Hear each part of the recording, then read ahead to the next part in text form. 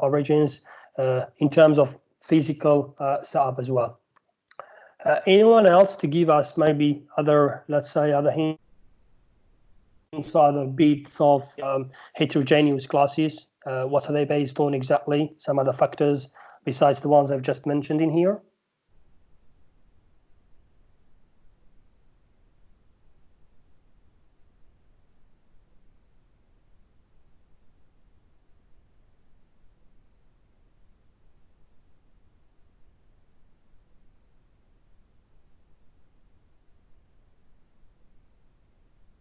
Hello?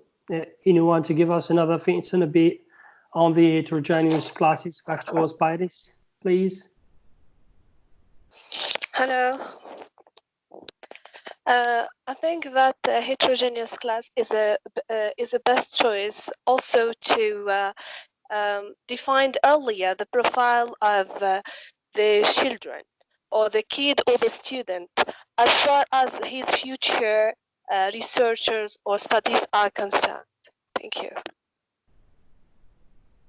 Absolutely, absolutely. Thank you. Anyone else, please?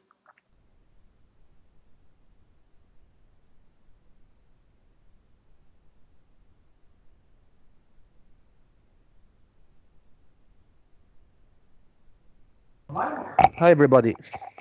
I was going to expand more on the idea of the social and cultural background, and I was going to explain that we have in our classes that some of our students come from an economically disadvantaged background, and so they are absolutely not able to cope with the challenges they would face, the same as those who are sufficiently, or they came from social background where their parents social status is of a good ideas. For example, if their parents hold a university degree, then they would be absolutely doing well in the learning process. And all these kind of students generally meet or gather in one class, and so the teacher is faced with this challenge.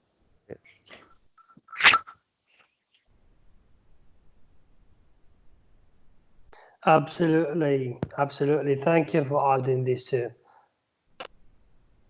Anyone else, please? We've got to the next point.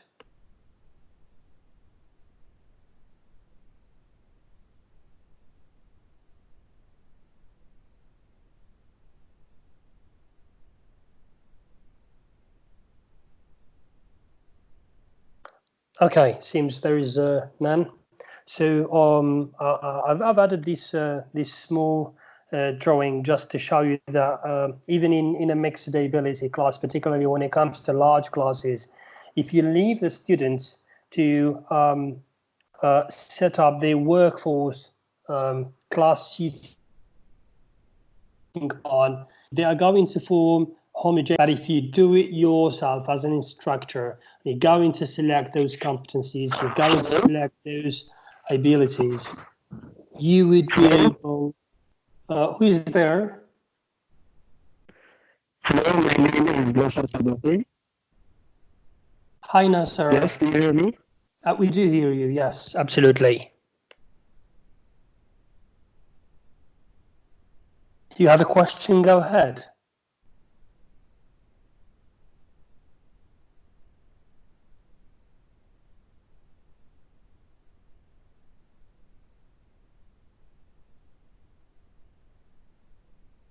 It seems Nasser has got a problem with his internet. As I said, if you leave the students to form their groups, to form their workforce setup, they're going to be divided, they're going to be made into homogeneous groups, which means that people who know each other, particularly as you've mentioned, different social cultural backgrounds, different learning styles, different motivation and learning experience, they're going to be divided into groups, and those groups, they are kind of 90% going to be homogeneous groups. But you as a teacher, as an instructor, if you set up your groups, the way you're going to sit in plan to be, you are the person who's going to make the difference into setting up heterogeneous groups. Because if you leave it to the children, they would certainly like to sit with each other, people who know each other, people or studying outside, for example, in libraries within their parents, family members, acquaintances, together. So as I said, is an instructor, it's to the teacher to make the difference and to make the heterogeneous setup into the workforce, and for the class.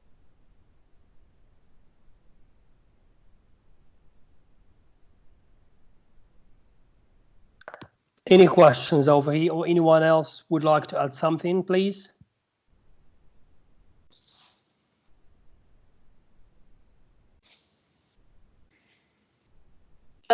Hello again. I think that within the effect of the mixed ability class to introduce the same atmosphere as heterogeneous have, rather than putting gifted student, average or needy students in a way in separate classes, we can divide the student in classes with a variety of different abilities to take the advantage of these individual differences. And it's all about the teacher who decided whether he is going to use within the class practices the heterogeneous model or the mixed ability model according to his objectives. Thank you.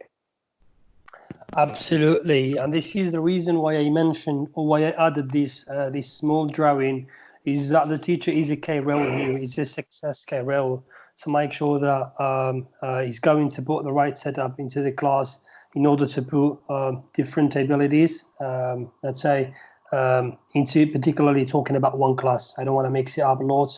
In one class, you got to make lots of abilities, and it's up to him to make the setup on how to organize those students, on how to make the kind of a consistent or persistent level of learning within a very defined service level. Thank you for adding the point. That's important. You're welcome. Anyone else, Hello. please? Hello, Well, everybody. I get. Yeah, hi there. I'm Saliha. I would like just to ask how, as a teacher, I can set a heterogeneous group. On which basis? I mean, what are the criteria that I have to take into consideration? Thank you.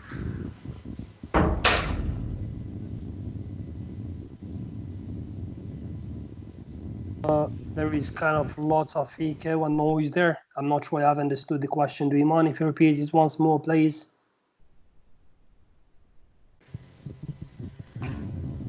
Hi again. I said I have just joined. I didn't join from the beginning. Maybe you have mentioned this point earlier. I mean, on which basis I take you? I mean, what criteria I can take into consideration in order to set these heterogeneous groups in addition to what you have mentioned here.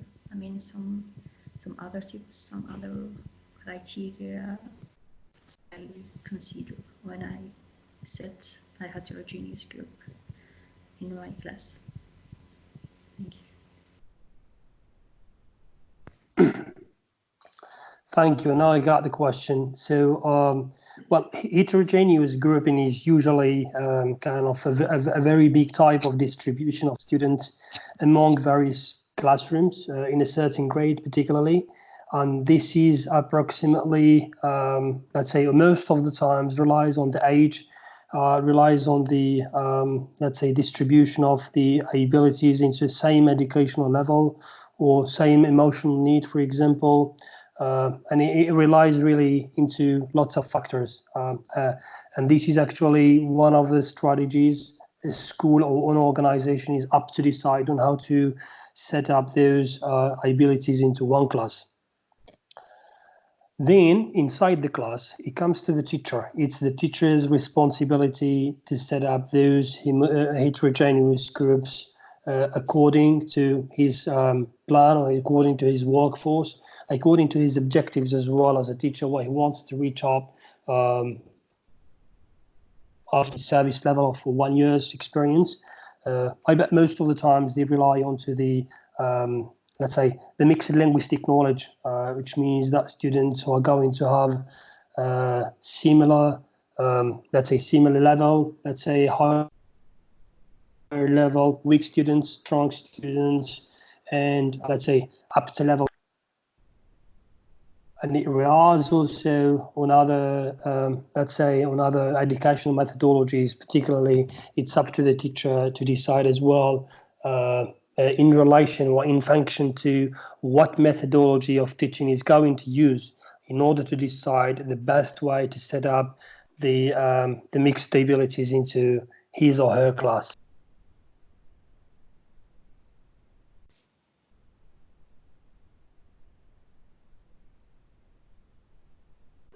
Hi there.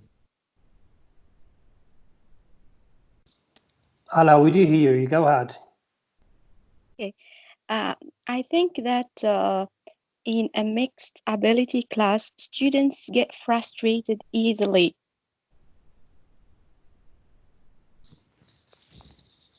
Because they don't have the same level.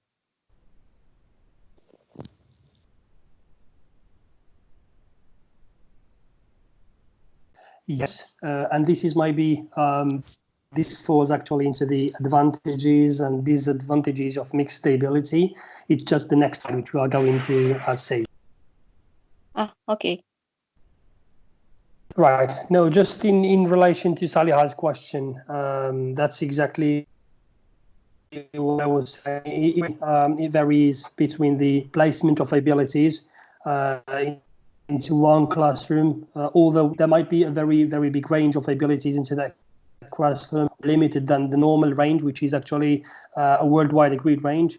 So as I said, it really differs on the objectives, it really differs on what methodologies and concepts, and what is the policy of the organization you are going to work for. So if you're working for a public institution in Algeria, I really don't have any idea about what are the policies they are using into conveying instructions to the teachers, the way they're going to set up the classes, and what criteria based on what sometimes comes to linguist types to set up the classes. Maybe anyone could help us on just giving a hint about what policies they are usually in the educational institutions in Algeria, please. Hello? We do hear you. Go ahead. All right. So if I got your question, I think they set the classes according to the average they got on the previous year, in my opinion. Okay, so it's according to the grades, right? According to the annual grades.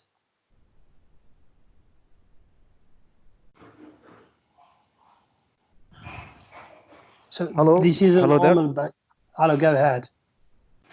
Yeah, so it's me, Murad. So as far as I know, there is no really a criteria for setting a like class. But however, for example, when we do have some extremely special cases, if we have, for example, students in the primary school who suffers from autism or have some dyslexic problems, that, for example, if some students are dyslexic, then they put them in one class.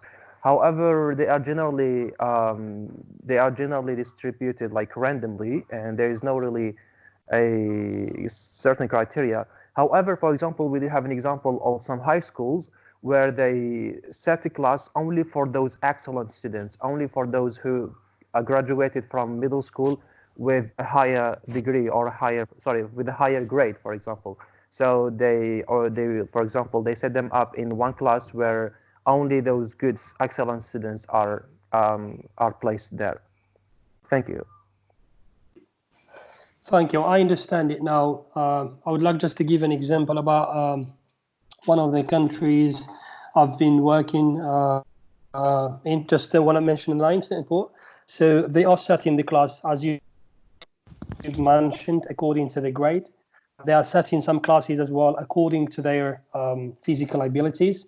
They are setting some other classes as well according to their racial abilities or social and cultural background abilities. So it really differs or what policies or what's methodologies. Let's say certainly when it comes to countries like Algeria, got really different types, different notions of the setup of the classes. Thank you for having let me know on how the setup is going into your institutions.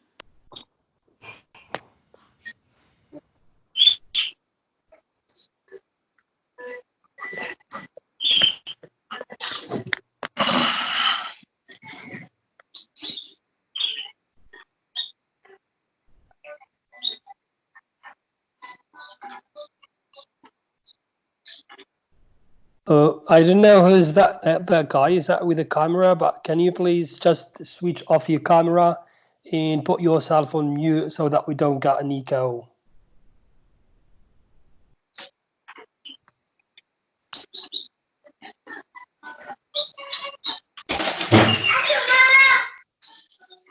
Hello, Hussein. Hussein Fendo. This is Hussein Fendo, our friend from Adrar. Welcome among us. Can you just switch off your camera and mute yourself, Hussein? Yes, I did. Yes, welcome, Hussein. Thank you. It's Wasim. Thank you very much. So, Hussein, just put on the mute button. Sorry? Click on the mute button, Hussein.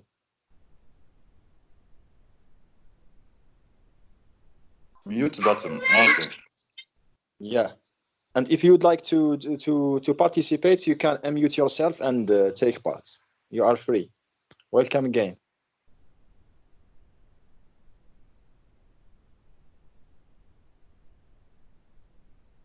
Thank you, Hussein, for joining and welcome again. Passing over to the slides. Before I start discussing, I would like to ask you guys, what are the actual problems you are facing as teachers, or with your experience based on it? What are the problems of students being part of mixed ability classes? I would really like to hear this from you and see Osani, if you as teachers are facing those problems into working with mixed ability classes.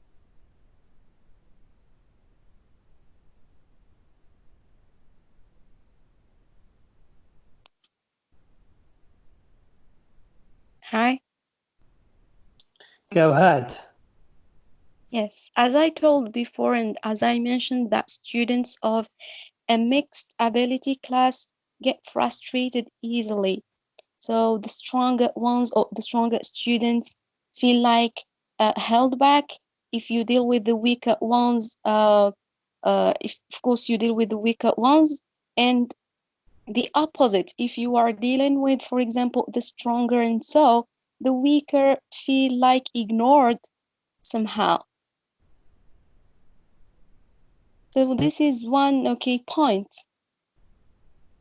Okay, this is a point. Okay, anyone else to add us another point before we start the discussion? Hello again. Hi there. Hi. Among the mixed ability classes, the problems that a teacher can face is fast finishers. They could misbehave and disturbing the others, especially when the teacher is not preparing something for fast finishers. As a result, the weak or the slow learners couldn't do the task. Here, the problem is in the wait time given to the pupils for completing a task. Thank you. Hello? Thank you. Hi there, go ahead. All right, so in my opinion, I faced that some fast finishers, as she said, they got bored when you give them a work and you keep repeating for the others.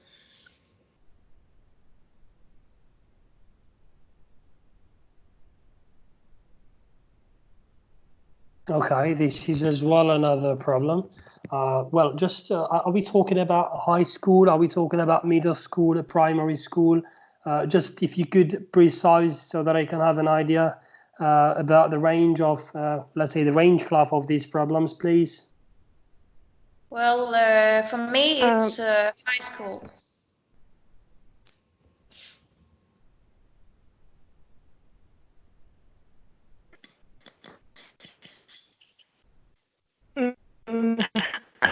Hello. May I add something? Absolutely, yes, please.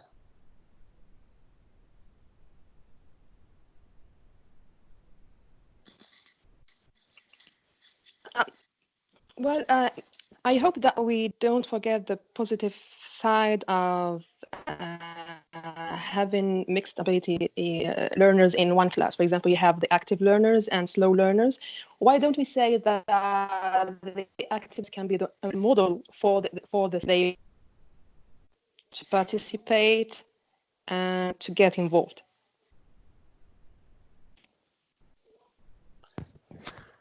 I'm not sure I have understood the question, but yes, certainly. If we're talking about the advantages or the positive side of mixed ability classes, it's just on the, let's say, in the same slide. It's the second part of the similar slide we are talking about.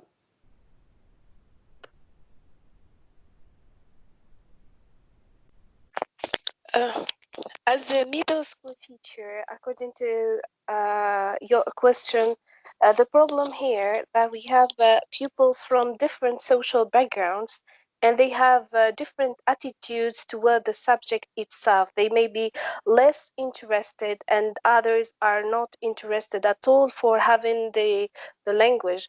This is especially foreign language is not only English. This is one of the problems that we have within mixed ability classes.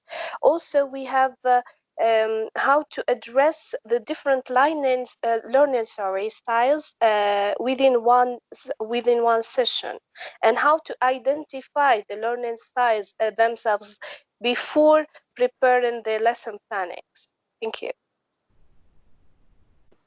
Thank you. Yes, that's another, let's say another important point a teacher might be falling in to get to manage or to control or to provide the best effective strategies of teaching to those mixed abilities. Before just or just to make sure that we don't get over our timing for the slide. The first very recurrent, very frequent problem, which is discipline. It's the first problem, without any doubt, in the discipline, in the classroom management. We often find mixed ability classes kind of very chaotic and sometimes extremely difficult to control. And the difference here in the language ability cause either a boredom for more advanced learners, say they get bored sometimes, or this concentration of the weaker students. So this is as well kind of a complementary sub-problem to the discipline. Well, for those reasons, we might feel sometimes that we are kind of incapable for controlling those classes while we are occupied by certain activities, while we're occupied by trying to fulfill some, let's say, explanations or doing some rest of the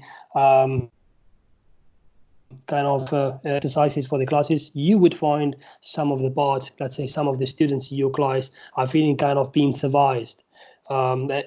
They are going to be, you are going to feel kind of you are lacking the supervision control over your class. So this is one of the very, very biggest issues. And thus, switching into another tongue, switching into another language, switching the tone of your discussion is going to cause sometimes issues, and is going to be related to the content of the lesson.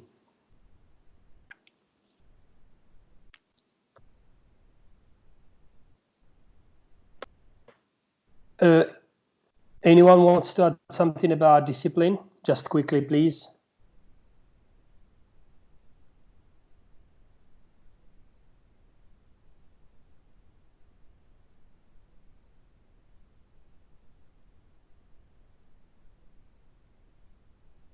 Okay. If not, then we can best to the interest. So the interest is another challenge for teachers as well as it's for the students, which means it's kind of it's an issue related to directly the different language ability, if I might say, the different language skills. While more advanced learners, they prefer to communicate and do their activities actively, do discussions in problem-solving tasks, while the weaker students, they can feel at a point of not being confident with their speaking skills, and they would rather sometimes spend their time into doing other activities which do not require the let's say peers attention, which do not require speaking skills, sometimes even using gestures and all this particular skill.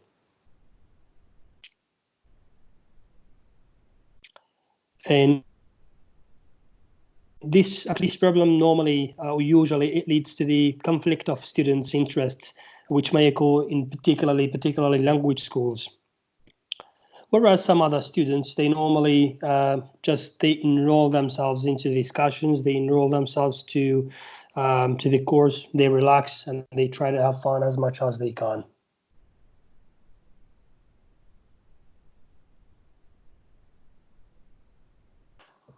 Anyone would like to give us another information or some, let's say, additional detail about interests as a problem or as a challenge for working with mixed ability classes?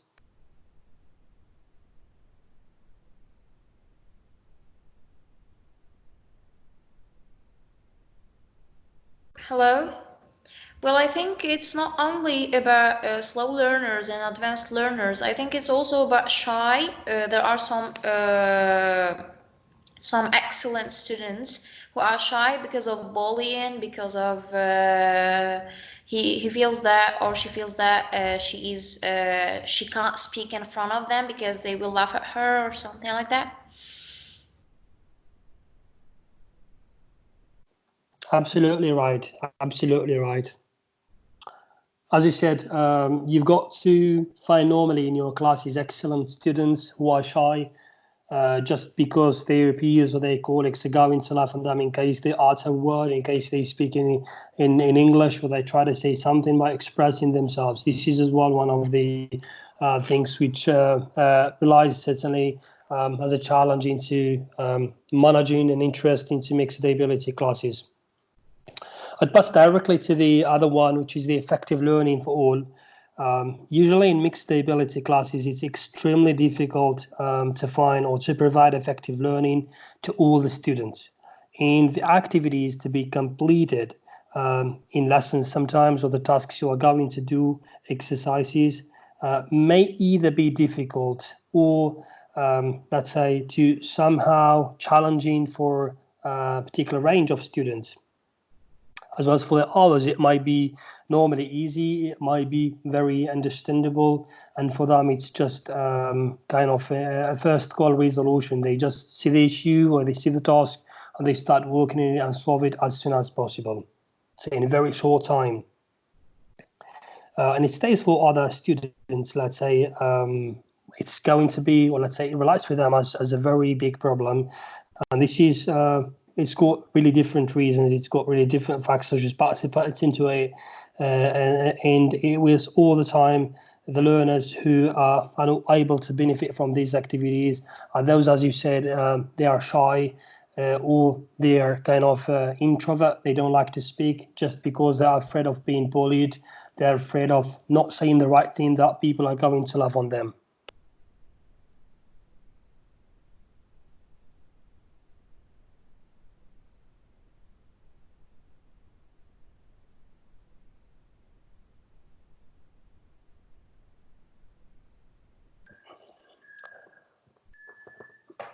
Then another challenge, which is materials. So we all know this issue. We all sometimes get to face it when it get to challenge it and work with it. It's a very problematic issue that faces all the teachers when it comes to grabbing materials, when trying to using those materials effectively.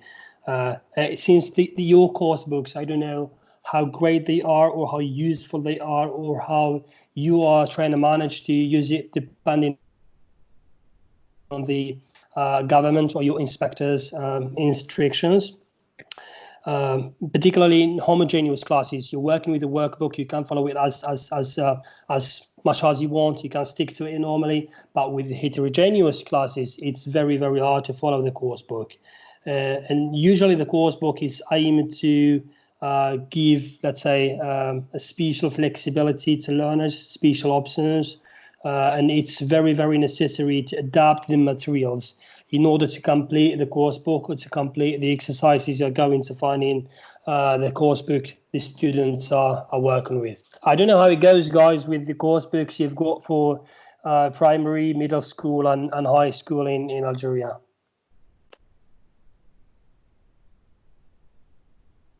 Well, Hello? in function of the materials, yes, I'm not talking about the course book as a course book, but a course book in function of the materials you are using. Right, for me, I use many materials. I update lessons because the course books of high school, they are old, not updated. I use things according to my students' need. Besides, I try to variate according to my classes.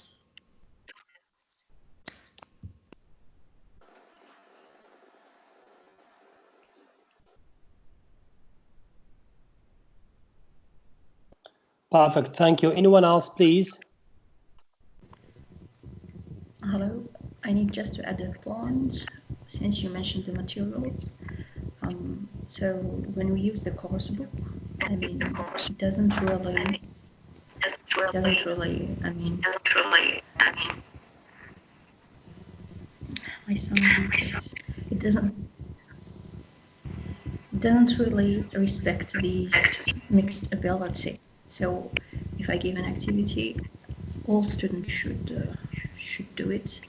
But when in tutorial sessions or when I have a different material, when we go back to your question about the discipline or the interest, I give the same sheet for all students, and when those excellent ones finish earlier, so I give another one to those who have finished in order to keep them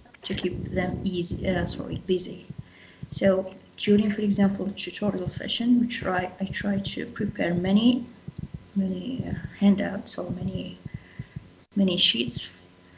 When the excellent ones finish the puzzle or finish earlier than the others, I give them a different one.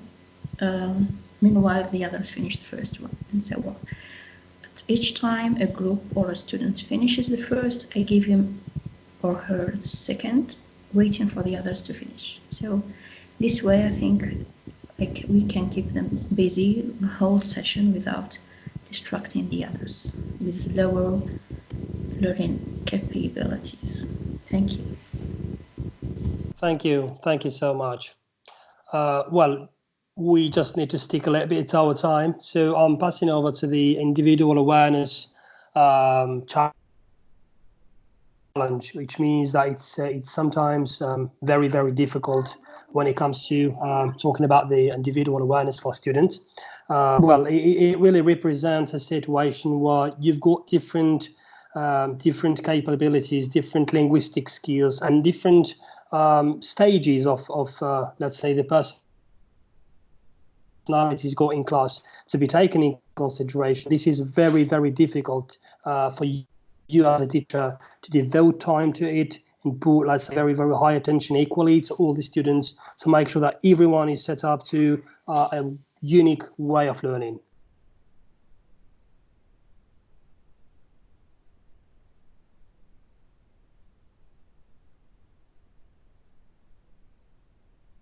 Then the last point I've mentioned, and certainly there are really, as I said, hundreds of problems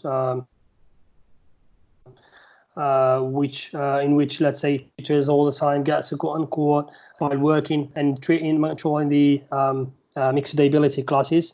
Participation is a typical situation in a mixed ability environment when only a few people, and particularly those we consider, let's say, strong ones, let's say with the higher capabilities, they participate, and the rest of the class, they just try to put themselves invisible in order not to be asked a question, in order not to be taking part of that discussion or of that task. And this is actually, it blames weaker students, and it just like make them not involved in any of the activity. And that's a very, very big challenge. A teacher can work and try to find the most, let's say, useful solution or procedure to implement, to deploy into his students to avoid, let's say, participation issues.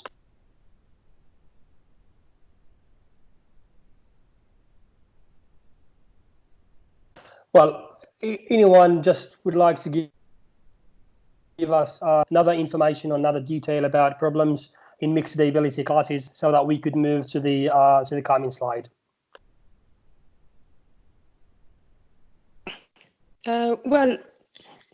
What I wanted to say earlier is that not all the slow learners are behaving the same. I mean that some of the slow learners can get motivated when they see that their friends or their mates are participating. So it's, let's say, it's somehow kind of encouragement for them to participate.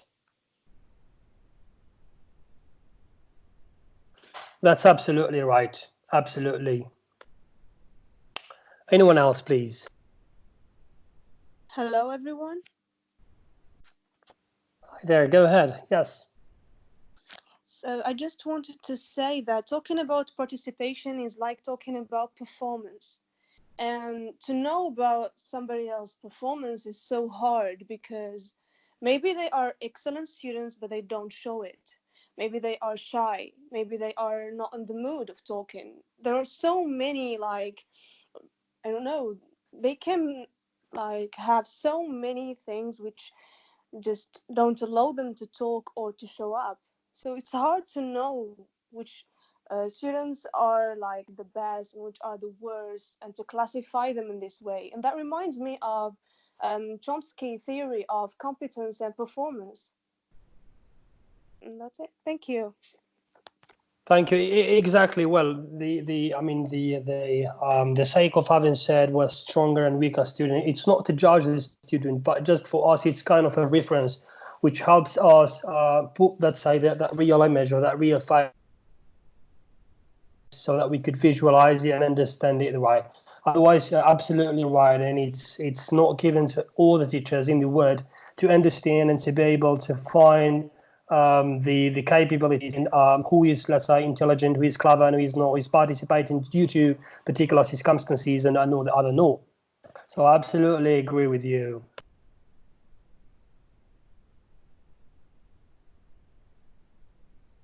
Hello. Hi there, go ahead. It's Wasim. As long as this topic is related to the first topic, which was about large classes or managing large classes, I think that, let's say, small mixed ability classes are different from large mixed ability classes. So I think that the more the number of the pupils, the harder is the teacher's task to manage this class. Am I right, Hicham? Well, from my perspective, you are absolutely right, and the number really makes a difference. So, despite the fact being a number, whether one or two, but it's really making a very, very big difference.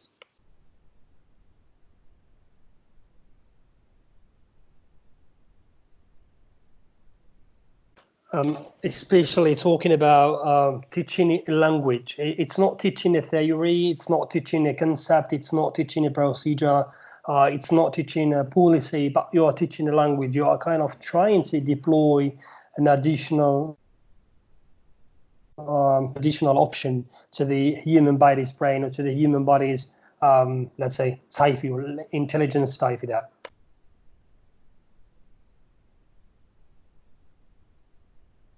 Thank you, Wasim, for adding the point. when it comes to the hello, go ahead. Hi. Yeah, hello. I want just to participate. Well, as a teacher, like with mixed ability class, I find that this problem that giving a fair attention to all students, because the excellent students who participate more and talk more, I find myself like give them more attention than the others, not ignoring the others, but unconsciously I give just more attention to those excellent students. So yeah, this is just my major problem facing in my class. Thank you. Thank you so much. I absolutely agree, and it's another critical point as well, as you said, to the attention to the students, particularly when it comes to you teaching primary school pupils, or let's say kindergarten, middle school sometimes, and it really differs on the range of let's say the school level. Thank you. When it comes to the advantages, I don't want to go into details to it, just got to make sure that it's on time. Please let us know, can any one of you share with us what are the best experiences you've got to, let's say, have with mixed ability students, with mixed ability classes, or what are the advantages you see from your perspective as a teacher? Just 3 or 4, and then we could go ahead to the upcoming slide. Hello. Hello well, sometimes you can make use of those active learners, those excellent, by making them your experts in group works, and hyperactives in giving them activities which needs moving. So it is of use if you make them work.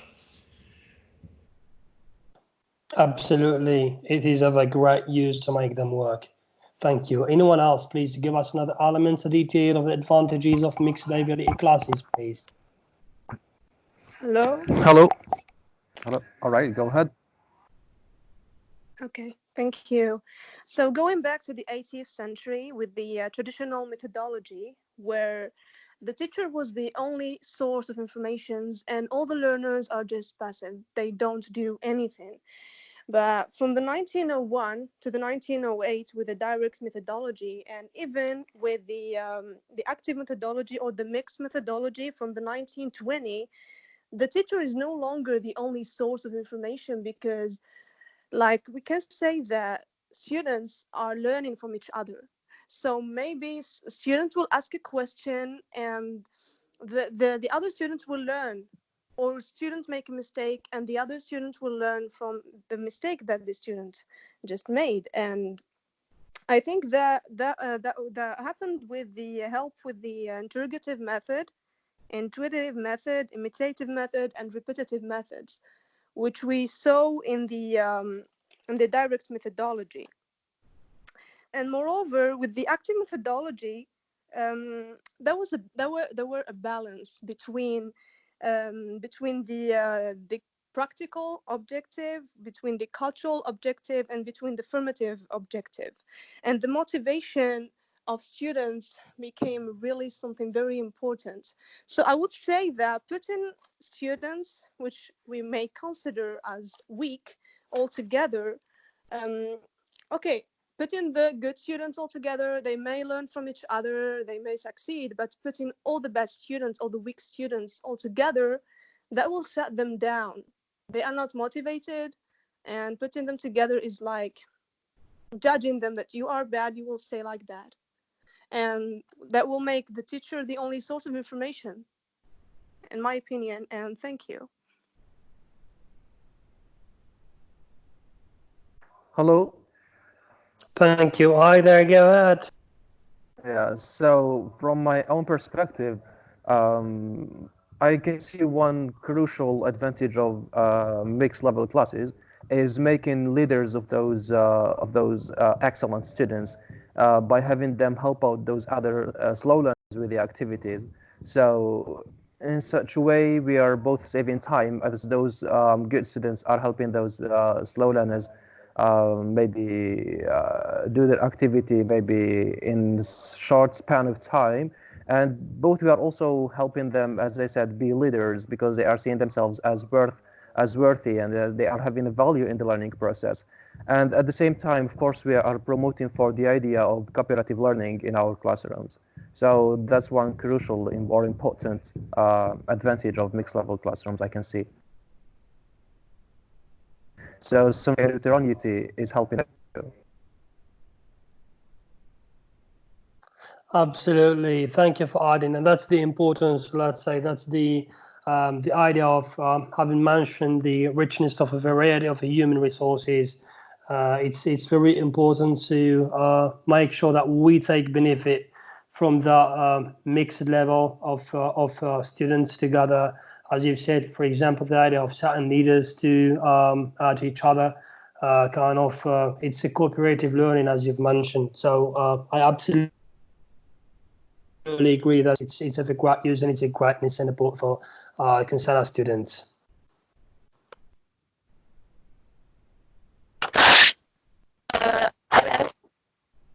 Narrowing down my comment to supporting what Hicham previously said and narrowing it directly to Hisham's question about the advantages of mixed ability classes, it is really challenging, yeah, but it is a it is really challenging, but there is many advantages for it. Since in mixed ability classes we have given the opportunity to accept, to discuss, and listen to other opinion. We have introductions and general direction, closure, and we are going to build team building. Also, let's say the one benefit of mixed ability classes is helping less able learners from their peers, which would be much better than the instructor himself who would do this.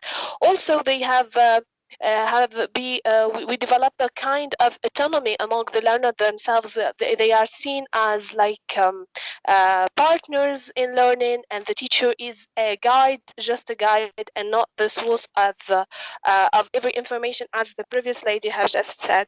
And this is among the mixed ability classes advantages. Thank you.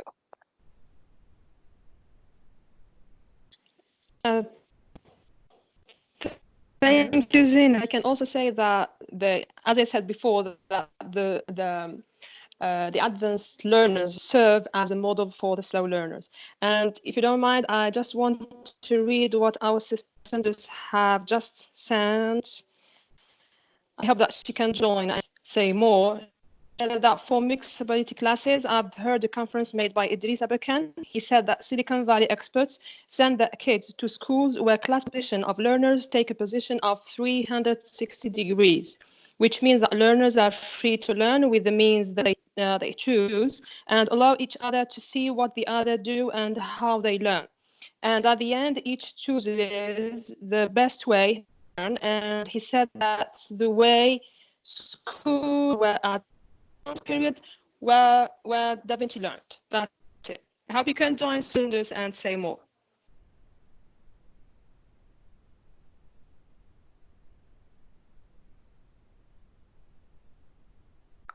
Thank you. I've not paid attention to the whole, let's say, to the whole text she's been writing, but she's absolutely right. And this is one of the new concepts which are being deployed, which are being adopted by lots of educational institutions around the world into leaving the, let's say, freedom of students to choose the materials, to choose the ways, to choose the strategies, to choose the course, to choose whatever necessary that is going, or that thing that is going to support their learning processes, their learning capabilities. It's up to them to be set up. And thanks for having mentioned that. I've missed it myself. Thank you for mentioning it over and reading it to us.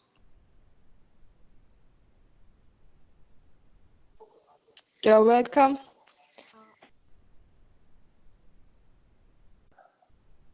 Okay, time is running, so we just need to make sure now we stick to a very intimate partner for the time.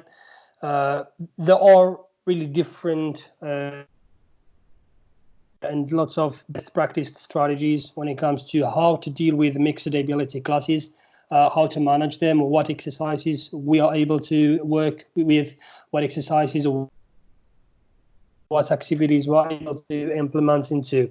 I've chosen some of them, and there's still the others with stay as important as these ones. Particularly the way we are going to group the students, and depending on the task, depending on the class dynamics, it's up to the teacher to create groups which help you, let's say, find out opportunities of learning, and it gives you kind of a way to experiment those mix-ups up to strong and up to the weak students.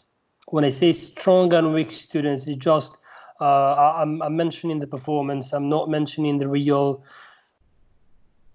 let's say, real students. Let's say real student style.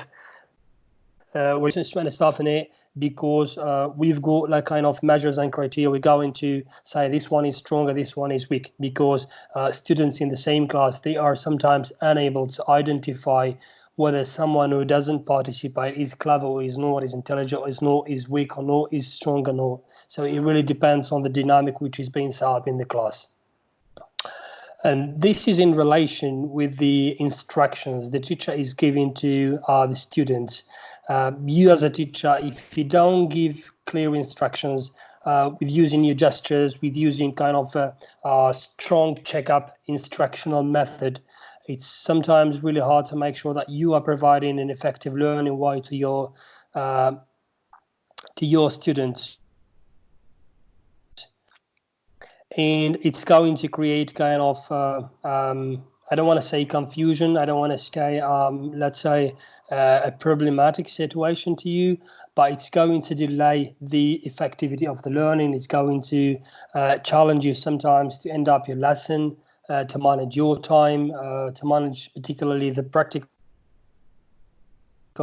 side of your when it comes to errors, it means that we've got really different ways and different, let's say, methods every teacher is up to use in order to correct the student's mistake. But myself, as a teacher, let's say as an ex-teacher in the past, I used to teach in the kindergarten, in the middle school, in primary school, and even in high school, at university similarly. I all the time try to correct the weak students in a very recurrent way. So I do correct once or twice, but trying to correct most of the times to kind of to correct to those, if I might call them weak students, going to intimidate them sometimes, going to make them rely on you most of the times, or not searching or not trying to find the right answers. So at the other time, encourage that we use, let's say, we let the students to correct to each other, to work with each other, to complement, as I don't know, maybe Murad said a while ago, complementary learning, using a collaborative method by having them encouraged to student correction.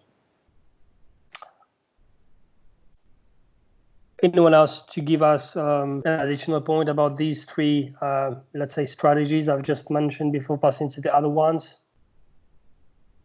So additional detail, that's all.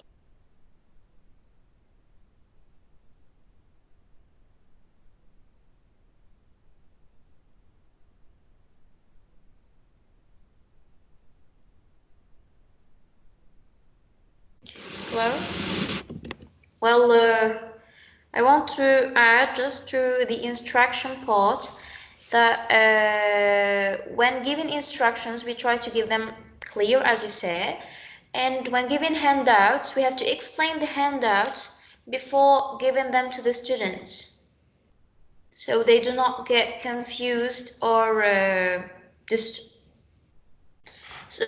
Also, we have to make CCQ questions, check-in each time you check when you give instructions.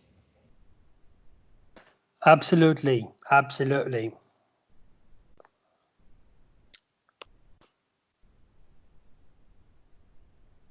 Thank you for this. Anyone to add something else before we pass to the second slide, please? Hi. Hi there, go ahead. Well, from my experience, I can say that an open class discussion is very helpful. So you ask the students themselves, what are they good at? What are the things they want to improve? So when you know your students, things get easier for you. Certainly, I agree.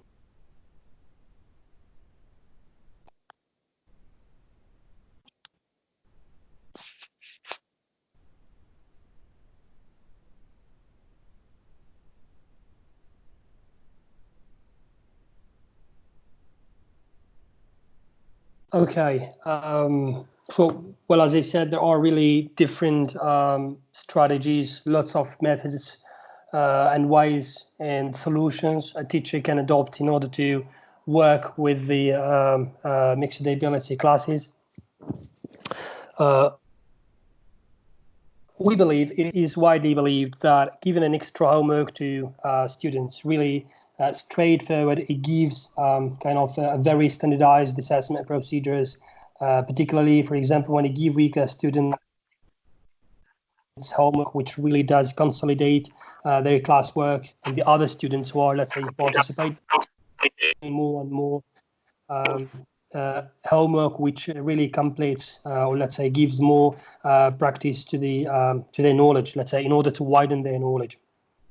Very often weak students, they will be missing really lots of things while you are explaining your lesson. So this is the reason we really make sure that the homework is going to address those points they might have missed, and we don't, let's say, have them feel that they are being held back during the class. And the homework is the only way, let's say, is one of the ways which is going to push them forward and help them particularly get into advancing their learning skills. Well, it could be writing, it could be writing tasks, it could be whatever task you think that is going to be useful, depending on the things, depending on the elements they have missed in your class. It's up to the teacher to give those, let's say, pieces of homework. Sorry, anyone to give us, let's say, an additional detail about giving extra homework, using it as a strategy to enhance or to make sure that we provide an effective, let's say, learning to the students in mixed ability classes? Hello. Well, I think just to add that they have 3 hours a week English or 4 hours, so it's not enough comparing to the number of hours of a week. So we need to give them extra homework to make them practice and strengthen their English. Absolutely. So, so you said only 3 hours a week, right? Yes. And is it all for all the schools, or it's just for some, let's say, some levels, some schools, or it applies for the whole, let's say, institution? Well, it differs from branch to branch. For example, in high school, languages have 5 hours, scientific 3 hours.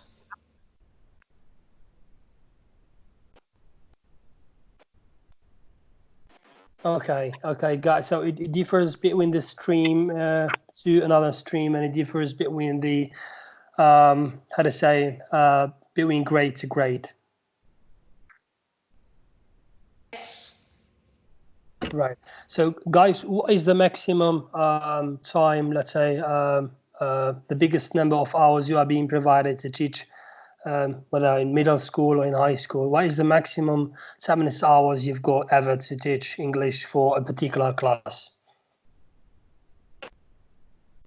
I think the maximum is 5 hours within the language stream in high school.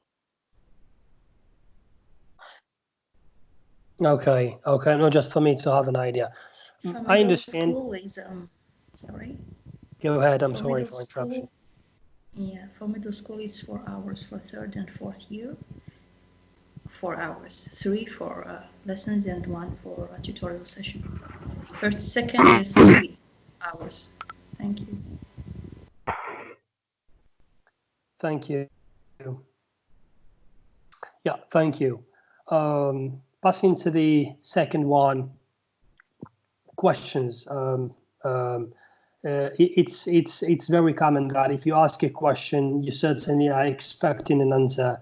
You can expect an insight. You can expect an answer. Usually, using questions is a very good option for you as teacher to, get to learn from your students' opinions. Students' feedback is very, very important. So, kind of questions. To the students, what are the activities, what are the benefits, what are the most important things that enjoying in the class, what are the most likable language skills they prefer to develop, they wish to develop, what ways of, let's say, activities and tasks they prefer the most to work with. So it really just examples of some questions you got to ask your students in order to know what are you up to deploy, what are you up to implement into the learning method. So I believe asking questions to your students is going to the ability task, is going to reveal lots of things, it's going to show lots of this is a direct feedback, and it gives you kind of at least an idea about students, what are the students' thoughts, what they would like to do, and it's absolutely up to you to construct questions. These are an example. It's up to you. You know the students, you know the classes, you know the needs, you know the basics. So you can form the questions the way you want.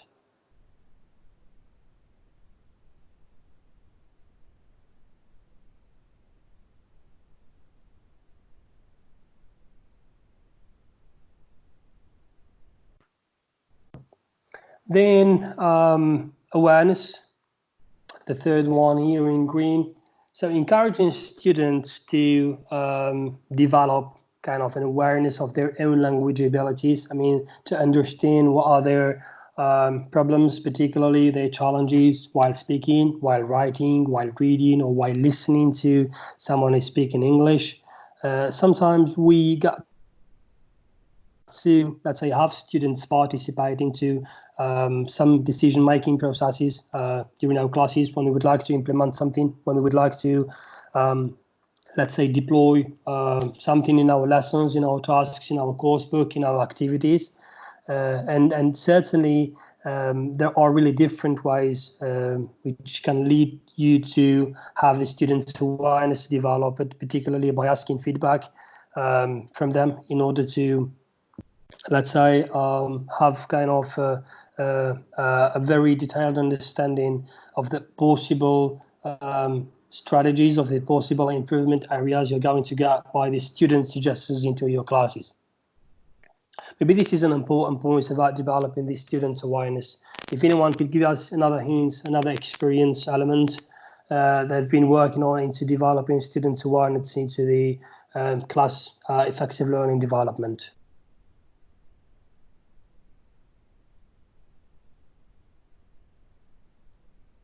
Hello? Hi there, go ahead. I'm sorry because I missed reflecting on the second element, which is questions, if I am allowed to do so. Go ahead, certainly. Yes. As far as questions are concerned, for my case, for example, in such a case, I always allow the use of the mother tongue, because here my objective is not linguistic. My objective is to assess the students' experience in learning languages. So what I do is that I allow them use Arabic, because here it's to take action points. And just remember those we are presupposing that those learners are not linguistically proficient to answer these questions. So I just have them speak in Arabic so that they can help me with their ideas. So there is no problem for that, if this works with other teachers. Thank you. I agree. Thank you. Thank you for mentioning it. I did not, let's say, mean it to be similar questions, but as you said, they are not linguistically, let's say, apt to answer such questions. So it's absolutely okay if you use the O1 to collect. As much as you can of a feedback basis. Thank you.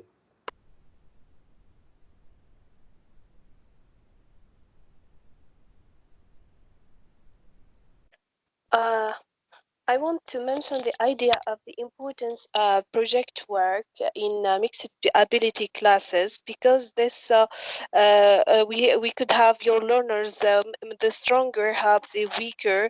It's also according to the fact of asking a question, the teacher should be diplomatic in asking in the asking techniques to avoid putting the weaker learner on the spot by nominating them, but making them repeat what the let's say the excellent pupils are saying, to develop this as a technique as becomes habitual, and it can be very productive in terms of class dynamics. Thank you.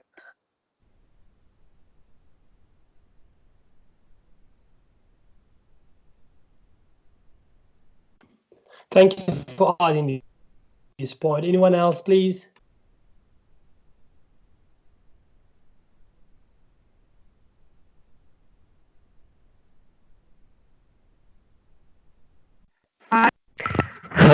Hello. Hello. Hello, go ahead. You have just talked about project works. So project works for me are not supposed to be done outside the classroom. Usually I ask my students to bring what is meant to bring for the project work, and we do it inside the classroom. So that's I can work who doesn't, and also to manage the different abilities. So each group has mixed abilities, and each one helps the other to make the project. For awareness, I think pupils' awareness, that's quite a big issue, since it engenders many things, like how do they learn, what do they do.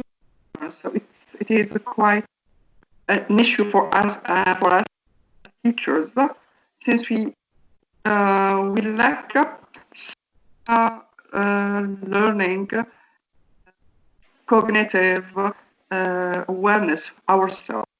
So this is what I wanted to say.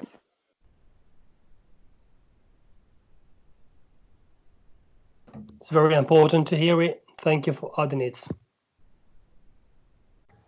Hello. Hello, back. Hi there, go ahead. Hello.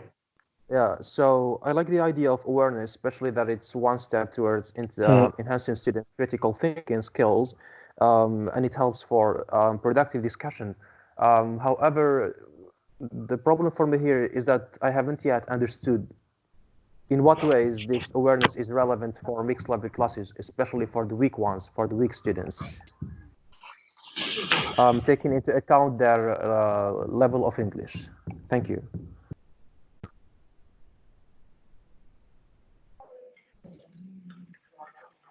Thank you. Well, it's exactly, maybe I don't remember the person of been discussing kind of the way we encourage the students in making decisions, or the ways they learn the best, on to provide opportunities to them in order to pursue their interest and their practice skills, particularly in a variety of ways. So this certainly caters different styles, and we certainly do not expect everyone to take part of this, but just really it's just an open space, kind of an open door to integrate, to integrate new ideas, to integrate the creativity of, let's say, the expression of learning. So this is exactly and I can give you an example, for example. No, thank you. Thank you. Thank you.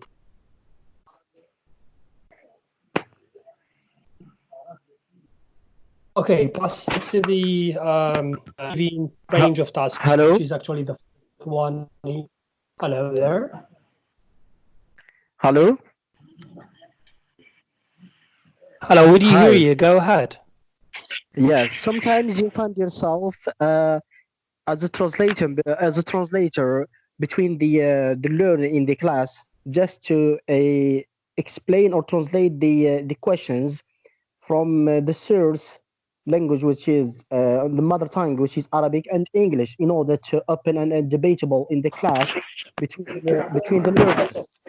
So in this case, you should be ask direct questions for the learner in order to be open a debate in the class, because the learner, which is the students in the high school or in the middle school, they just showing something good, but they feel like bashful in the class.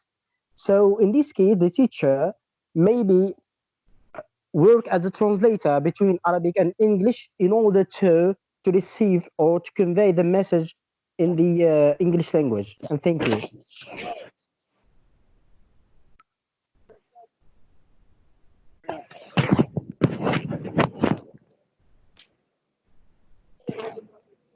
Thank you so much for you. On additional ones, anyone has got something before we pass over to the task range? Yes, please. I wanted to add something. I would like to let's say that I'm here to let's say that I'm here to defend those you are calling weak. Please don't call them weak. Call them slow. Thank you. Certainly, I've already mentioned before. It's really not for the case on say the sake of calling them that are weak or no, but just for us to be able to input the corrector in terms of the learning perspective. There is absolutely no for them to that are weak or no, but it's let's say talking from a linguistic perspective, they are weak because we are doing the measurement independence or intentional performance.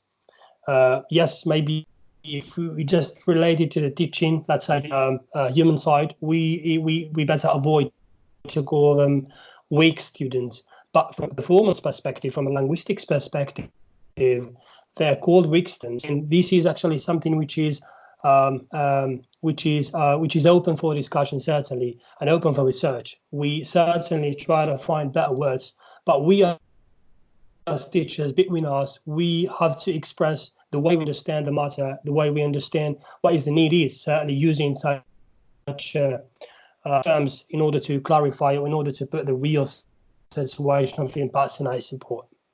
Get me? So there is absolutely no harm for that. And thank you for your care and your attention to this.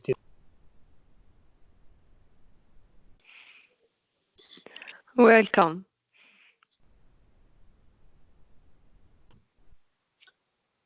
Okay, going to the task range, which involves actually creating or providing different tasks to different levels. For example, during a reading session, you can assign those strong students who go, let's say, better capabilities, which are shown in terms of performance to detect different work, and give them time, for example, to learn more complicated words. This is certainly is going to allow you and give you in order to monitor the other students and help them and to give in, let's say, useful instructions or let's say some help in something they are. Certainly later on, you can go through varied comprehension tasks as a class in order to consolidate certainly your lesson. And perhaps those students to given the dictionary work, they're going to make, for example, a presentation, let's say a more fancy task for them to the other students whom you have been helping in the task or the activity. This normally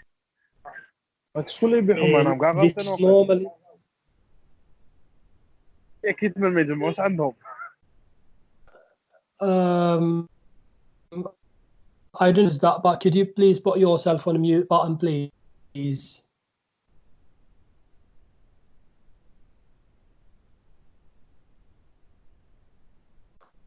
Okay, as this obviously increases the amount of the lesson preparation. Sometimes it's going to be maybe sometimes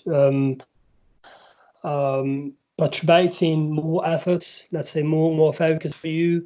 But by time when you get to do it, when you get to practice it, it's going to be to become kind of a of practical method or activities you're going to be using particular educational syllabus, so lessons will be duplicated between one class and another. For example, if you go the third grade in the middle school, if you're a teacher of 6 or 7 classes, is you are going to teach that lesson or teach that course 7 times a week or 7 times a month, whatever.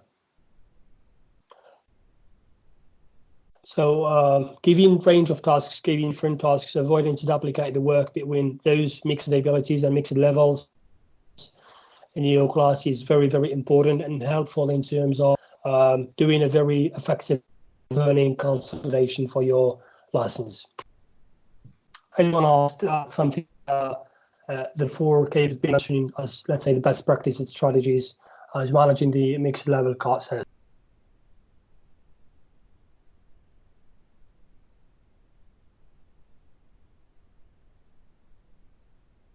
Hello?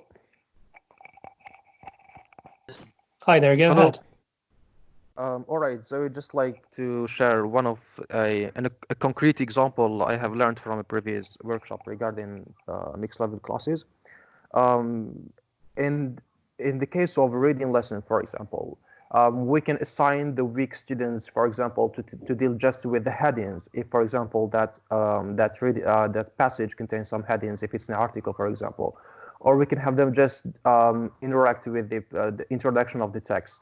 So the time they are working out the activities or the questions related to that introduction or to those headings, those students with proficient use of language, they are working out all the text.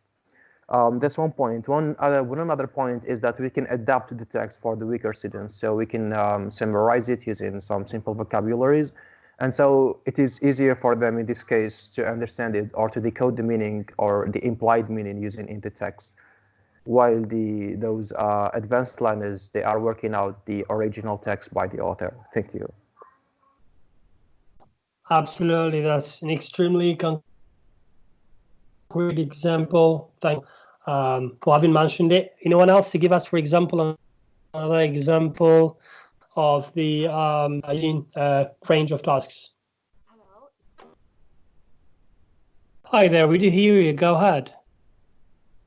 Since it's a challenging issue to refer who is the best or the least interested in class, let's set a variety of tasks from easy to difficult, which refers to Bloom's taxonomy. So why not let's set these graded tasks from easy to difficult. Let's set these tasks in different places in the classroom and to refer them with colors. So here only the teacher knows where are the difficult tasks or the difficult or the easiest task. But for learners, they are only trying to do their maximum of tasks in a communicative way without getting bored because they are moving in the classroom. So by the end, the teacher would discover different things about his learners, maybe the ones who think that they are the best ones, they are the fast finishers, or they are the stronger. They can't reach the difficult task, and the weak learners or the slow ones. The slow ones, they may do a variety of tasks. Who knows? Because it is a range of graded tasks. Here, the teacher would be able to give an opportunity for the maximum of learners to do a variety of tasks. That's it. Hello.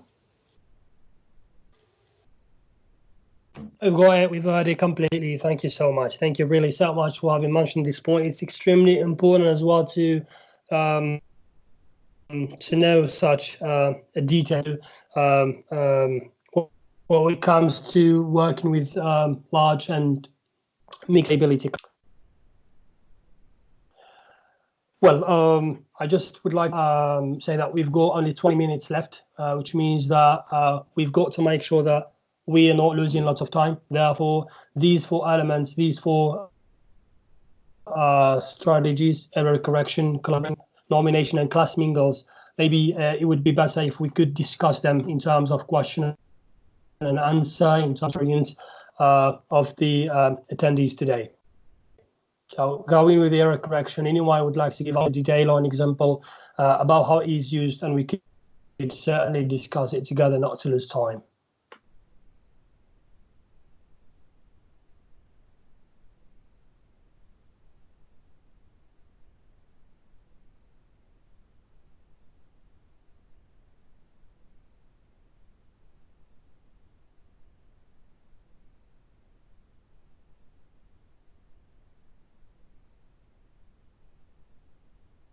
Hello there. Okay, so I can give some more start myself.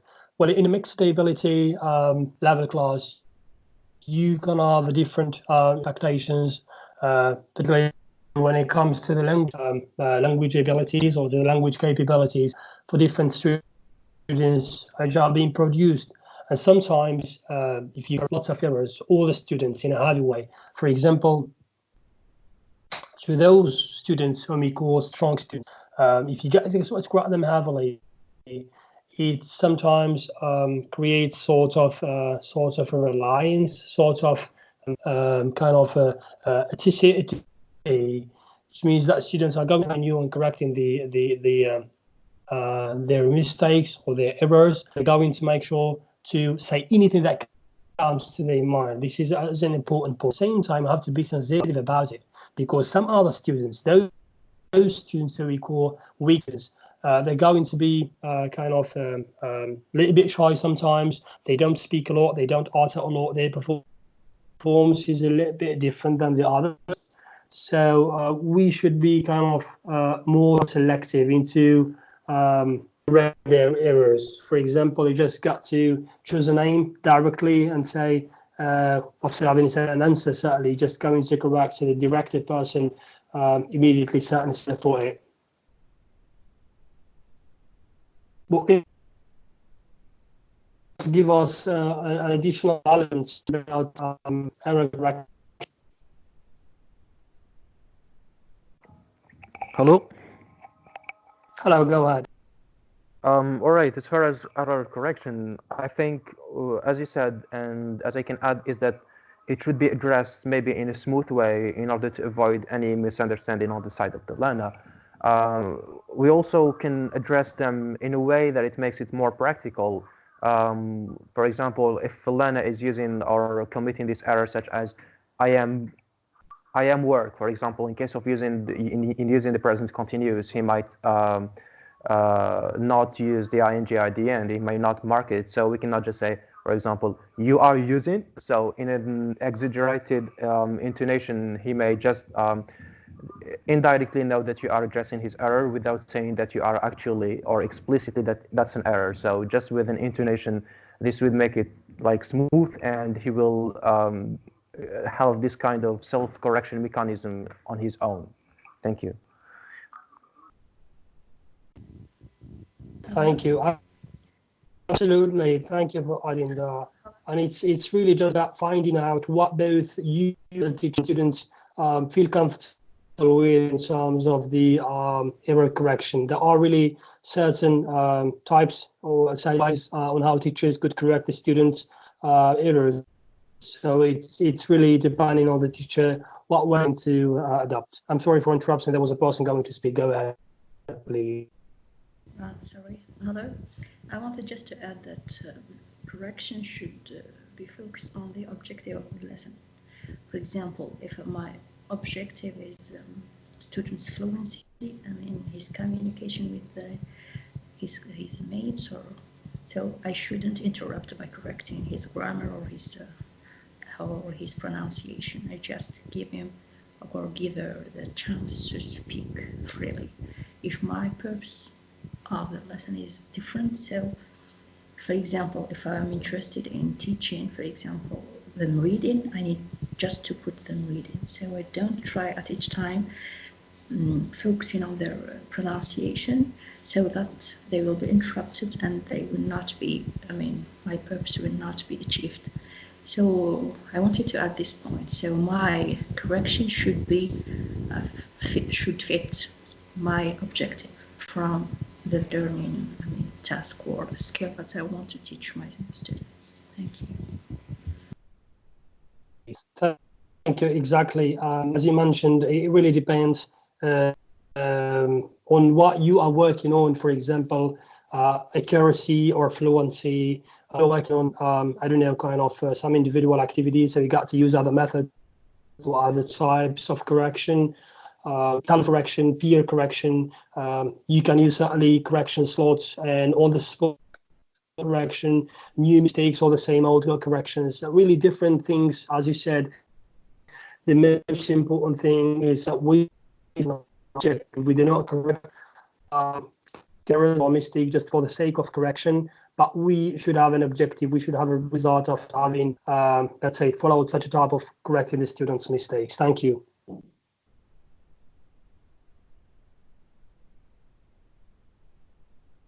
Okay, going to students' nomination. Anyone else, please, to give us kind of an example about how they are using students' nomination as well as a strategy in managing their mixed ability classes.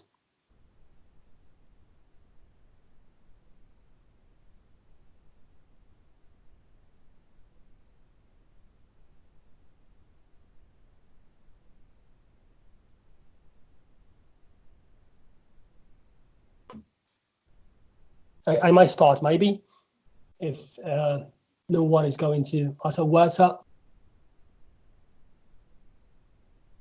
Okay, well, student nomination is kind of a small, very simple classroom management technique, which is really helping the teachers in order to manage the ability to in the class. And for example, when asking for answers to your questions, you can ask particular, let's say you can point to particular students at the same time, or rather you can ask the class in an open fashion. For example, what's the answer of question number 7 or 9?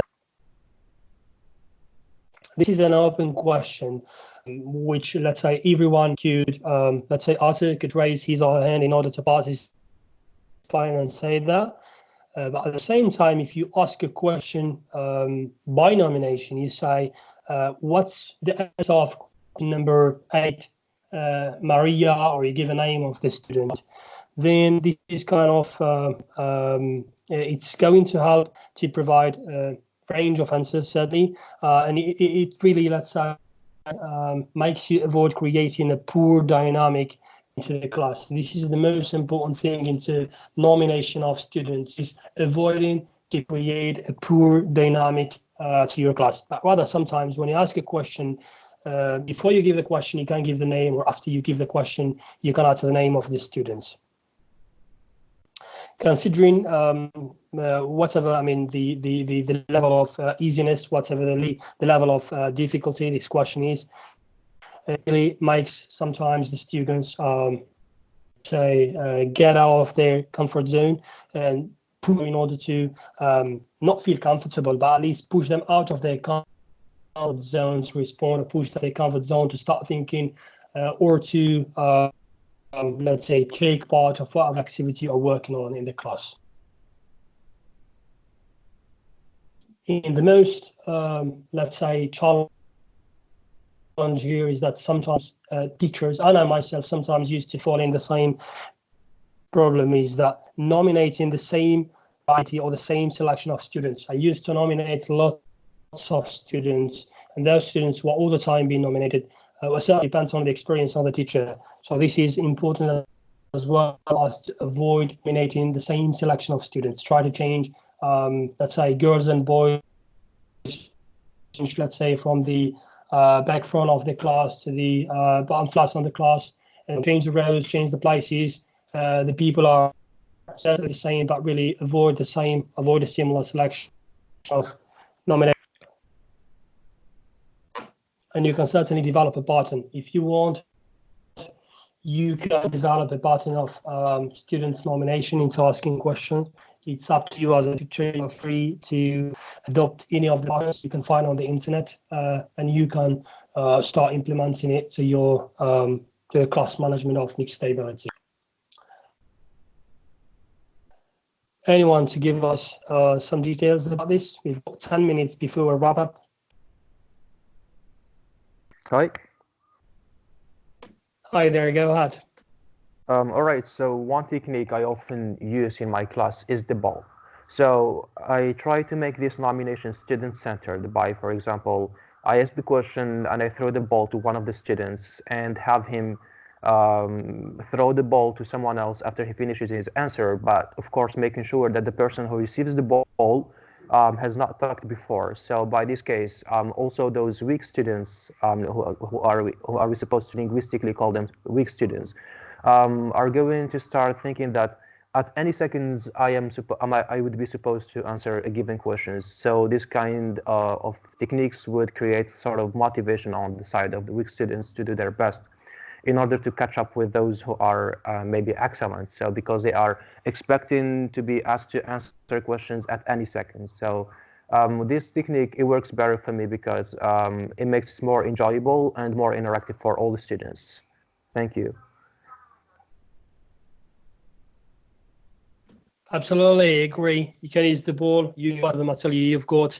You can even times use, let's say, if you got candies on your pocket, you just got certified students. The person who answers the first is going to candy. You've got really lots of techniques. This is an open door for you to choose the technique that helps you deploy such a strategy, inviting students into answering questions. As I said, we've got 10 minutes before we wrap up the let's say the webinar. You've got two more elements, which are collaboration and class mingles. They are very, very important. That's okay. Yes, they are very, let's say, important means for us working into collaborating, into cooperating between the students. Some students who work together, they will participate. They learn how to compromise. They learn how to negotiate, meaning to become better risk takers and self-evaluators, rather than, let's say, being, let's say, self-centered, not taking part of, let's say, group activities, not taking part of peer work. Working together as well, it supports the learners to me, and it really helps them learn not to count on the teacher, but count the or the acquisition, let's say the self-acquisition at the same time, trying to figure out the unknown expression on their own side, on their own ways, trying to for the answer, trying to ask, trying to kind of find an answer using their own ways. And it just really is over a lot of techniques, pair work, group work. There are really hundreds of collaboration activities you can find on the net, or even some of which is what already let's say present in this webinar are used.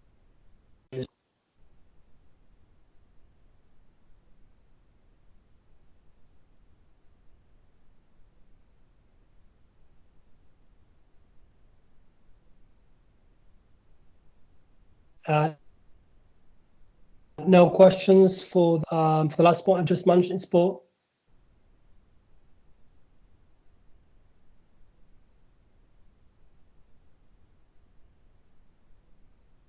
Okay, the last let's say for our business today is like class mingles. This is kind of a technique which involves students talking, interacting with many different members of the class in a short period of time in order to achieve a task, in order to do, in order to construct something, resolve an activity, work on an equation, or whatever the task. This is, let's say, usually supports the weaker students, provide, let's say, open for them opportunities for stronger ones to learn from each other. Kind of class mingles, they're different perspectives, they got different pattern ways. So it's up to the teacher to adopt such a pattern, kind of depending on the lesson or the objective of the course, what they would like to use it on, and they can really implement it to help really the let's say involvement of students into the instruction, which is a very important side point of managing a mixed ability class.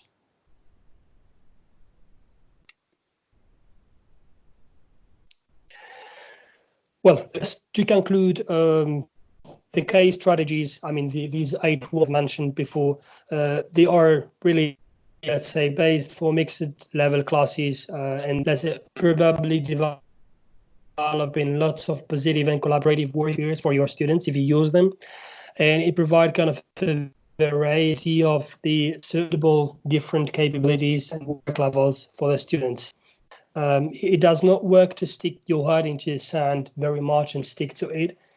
Be open. You can let's be as creative as you can into adopting materials, into adopting patterns and templates, using the yes. And this is actually one of the 1,000 strategies, techniques. Lots of, let's say, millions of teachers in the world, not only in the one class based, but online and other methodologies and so on that are adopting. Yeah, that's all from my side today. I don't know, just leave it now for kind of a 10 minutes open discussion. If you would like to ask questions to each other, to give you a bit your opinions. If you would like to add certainly something, I really would like to learn more about your insights, about your experience, particularly in Algeria, since I've never, let's say, had such a deep and honest experience into the educational institution.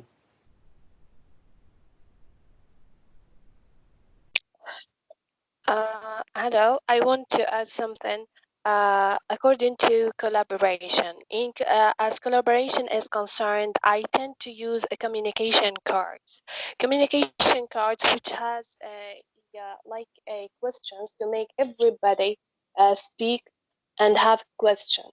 And the interactions and the response to the question would be openly among the learners, just to make them communicate and use the language to maximize the use of English, because here we don't have other than classes to use the English. Also, another point concerning names, I used to make for my learners budgets, but these budgets are not including names but roles.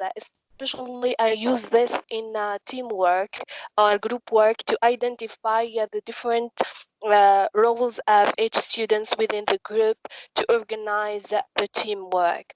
Another point worth mentioning is that once dealing with the learners, everyone has a talent. For example, we have some pupils who are really good at drawing. Why not including this talent in a way or another within an activity? For example, as opposed to reading, they could make what they have understood in a graffiti, which is writing what they have understood. Some other people are so good in technology, especially why don't they make broadcasting or in broadcasting or filming something helping their peers in organizing a project work. Also, we have some pupils who are really shy. Why not making them? I used to do this in my class. Is the lip reading challenge at the end of the class, relating to the topic of the sorry, what is relating to the topic of the challenge of the class. I make my learners involved in a lip reading challenge, when the one who is going to have the headphone with music is like a pupil who is not going to do anything. It is a slow learner. Here we are encouraging him and involving him and motivating him to take part in the learning process. Thank you so much.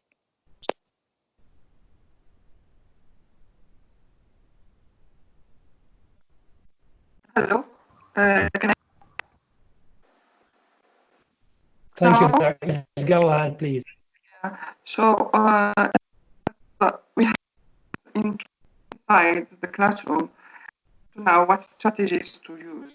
So as you said, also how we work in our classroom. So classmates are not easy tasks in our classroom. The numbers exceed the normal. We do them right afterwards. the to use is to see from that day, so the atmosphere there is, and use the best strategy ever. Even you can invent it that's the one invent once you get inside, you see that